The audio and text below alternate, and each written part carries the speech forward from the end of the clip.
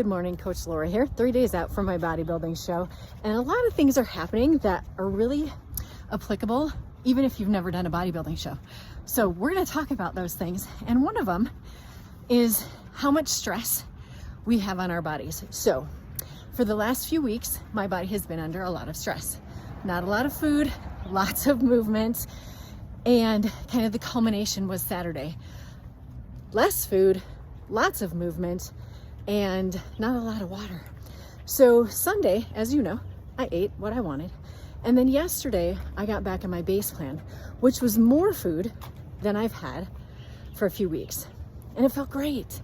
And I was still hungry. But I woke up yesterday morning 1.5 pounds to 2 pounds heavier than pre-weekend. Stress.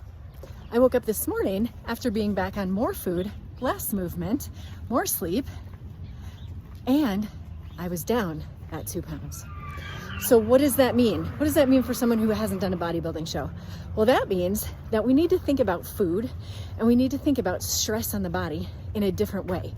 Because if we're in a caloric deficit for a long time and we're doing all the cardio and we're doing the lifting and all the things, and we plateau or we start to gain more weight, that should be a signal to us to stop and think about what's really happening. Your body might be under a lot of stress. And if we pull some toggles, maybe add some good food, maybe kick back the cardio, we can jumpstart that process of fat loss again. Now, is that easy to do on your own? No, it's not. So much better to have someone in your corner like a coach who can help you through it, pay attention, right? Walk beside you the entire time. So, what am I really trying to say? We need to look at food differently. We need to look at food as a source of fuel, and it can be a de-stressor on our body. It's not always about eating less and doing more. So today, take a moment. Think about food differently.